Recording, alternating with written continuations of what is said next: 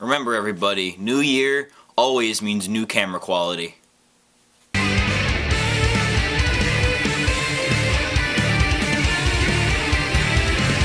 What is going on, everybody? My name is Matt, and welcome back to Hype Train. Happy New Year, and 2016 is now upon us, so with a new year means new games. 2015 was an okay year for games, but with all the games that got delayed and announced and actually came out to be awful, we need some more things, so I'm hoping 2016 is going to be a much better year for gaming, which is why today I'm going to be counting down... What? Today I'm going to be counting down my top 5 most anticipated games of 2016. I feel like this goes without saying, but this is my opinion, so if you don't agree with it, then your choice is either on the honorable mentions or I just didn't mention it at all, so we could always discuss that in the comments.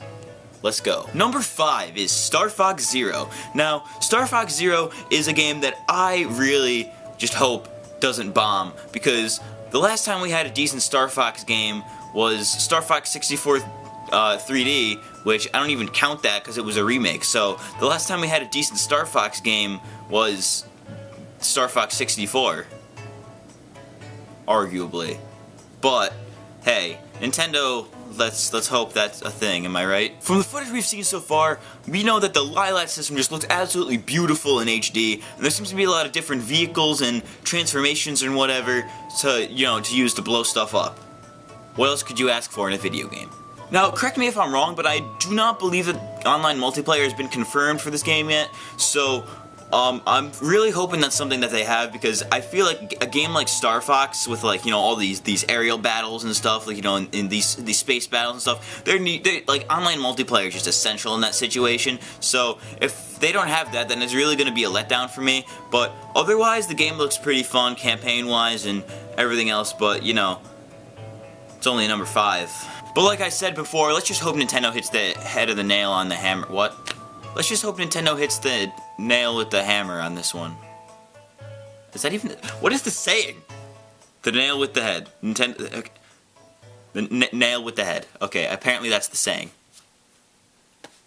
I'm a dumb. Coming in at number 4 is Uncharted 4. Did not plan that at all.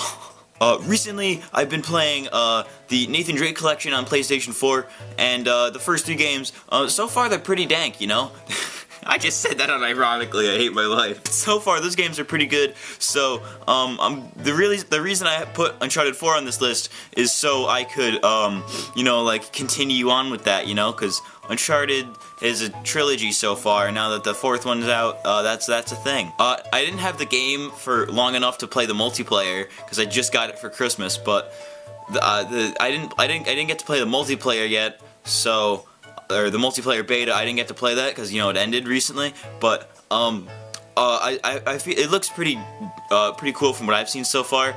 But as long as they don't as long as Naughty Dog doesn't butcher it with microtransactions like they do with The Last of Us Online, then I'm sure this game's gonna be fine. Now, another main reason this game is on this list because it really there's Naughty Dog. The fact that they brought back Uncharted for another installment really gives me hope that they could bring back Crash Bandicoot or something. Because he's perfect for this newer generation of kids coming in. I mean, I've lost hope for Spyro, but with Crash, there's still a chance. So that's not really relevant, but I might as well talk about it. Why do I keep doing the thumbs up? Number 3, we have Leap. If you don't know what Leap is, I'm gonna enlighten you. Now, there isn't very much known about Leap, considering the developers are trying to keep it very, very much a secret until the game is released sometime in 2016. And all we know about it so far is that it's a PC-exclusive, team-based action platformer, and it's got the SNES kind of art style going on there. And it looks pretty cool. It might have something to do with swords or something. I don't know, but the game looks dope. I haven't heard very much about this game. To me, it's really one of the more underhyped games ever. So if any of the developers are watching this right now, I'm rooting for you. Coming in at number 2 is no surprise if you know me, but we have Zelda Wii U. Like I said, if you know anything about me, then you know I like Zelda games, and Zelda Wii U is no exception. I recently got a Wii U, and I really want to add to the library of it, because all I've really been playing is Wind Waker HD and Super Mario 3D World, because of reasons. Much like Leap, we know little to nothing about this game, but that just adds to the whole mystery element of it, that we're not gonna know until it comes out, you know what I'm saying? But like from what we've seen, like the little gameplay we've seen of it, or like the little trailers we've seen of it, it looks like Wind Waker and Twilight Princess had a kid, and that kid was raised by Skyward Sword. Like it just looks, it looked great. Like I feel like it was this game was made to be on the Wii U. You know what I'm saying? It really looks like Nintendo is going for a different approach on this one. So like story-wise, I don't think the game is going to be as simple as go find the Master Sword and kill Ganondorf. No, I don't think it's going to be that simple. Like this is why I think the game is going to be like perfect for the Wii U, because the Wii U needs more open world games. Like the only open world game I can name off the top of my head right now on the Wii U is Xenoblade Chronicles X, and that game is pretty dope. But that's what the Wii U needs. Like it needs more open world games, cause it needs to really push the hardware more if they really want to get more sales. But at this point, I feel like they've given up on the Wii U. But hey, what am I gonna say? You know, these games coming out on the Wii U. What do you want me to say? What am I saying? I don't even know. It's actually pretty funny, because like this is gonna be the third Zelda game to be released on the Wii U. You got Wind Waker HD, Twilight Princess HD is coming out soon, and now you got Zelda Wii U coming out sometime, probably December-ish, which kind of makes me think. Like a lot of other people have been thinking, they're gonna do they're gonna release the NX like early 2017, and they're gonna have Zelda Wii U released for the Wii U, and then they're gonna have like another version for the NX, like they did with Twilight Princess, because it was like on the GameCube, like at the end of its life cycle, so they ported it to the Wii real quick. So I feel like they might do that with Zelda Wii U, you know what I'm saying? It seems like it makes sense, but considering the game's coming out like in December, I don't think they'll end up doing that. I think they'll end up releasing the NX. The light just came on over there. I think they'll end up releasing the NX sometime around like late 2017.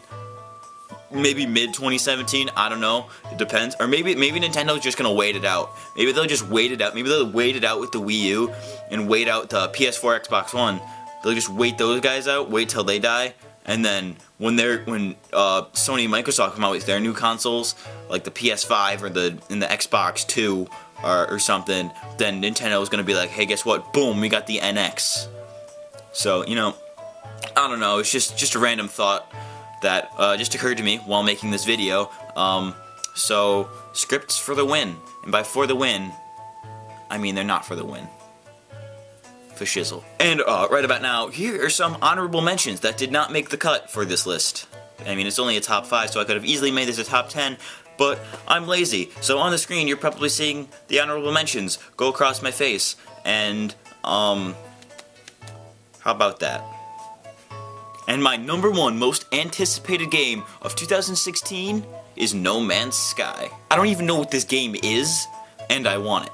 Like, all we know so far is that you go fly through space, go from planet to planet, doing God knows what. It seems like it'll have a really big emphasis on exploration, which I think is going to be pretty cool. The developers have gone on record and saying that there are like so many planets in this game that you will definitely not be able to explore them all. Like 99% of the people playing this game will never explore every planet in the game because everything's going to be randomly generated. So, considering they're promising something like that, I think that's a really good thing for an indie developer to be aiming at, because you know we don't have enough indie developers that like really push the boundaries. Like, sure, there were good indie games like Shovel Knight or Undertale, but they didn't really push the boundaries of what could be done in a game. They just kind of, like, for Shovel Knight, for example, they just took the SNES art style and made a platformer out of it. Like, let's be honest. Like, sure, it's a good game, but like, it doesn't make it, like, it's not like revolutionary. Like, it didn't do anything to change anything. No Man's Sky, I feel like will be that. It'll be like a reemergence of randomly generated games, like, you know, like Minecraft or Terraria. Except, you know, like in space, because you know how I kind of find it funny because I just thought of this. They had this whole like back in the 80s and everything, in the arcade machines and everything, there was like everything was like a space game. Like it had like Galaga, Galaxian, and everything. You had all that stuff. All these arcade games were like, you know, they're all space based. And then nowadays you have all these exploration based games like Minecraft and Terraria and all these Minecraft rip-offs and everything, and like Spelunky, you know, they have all these kind of like, you know, like cave exploration games. So like I like how No Man's Sky is kind of combining the two genres into like a space exploration game, which I feel like gaming needs more of, you know. I haven't really watched any trailers for this game, to be honest. If I'm gonna be brutally honest with you, because I want to go into this as blind as possible. But I'm really hoping they do like space battles or something, esque to like Star Wars Battlefront 2, where they have the space battles and everything. That was sick.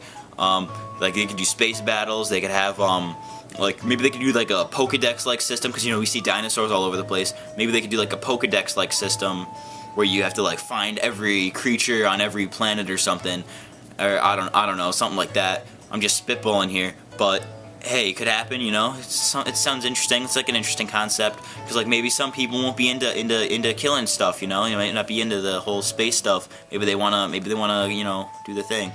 They wanna catch some Pokemans in the space Pokemans.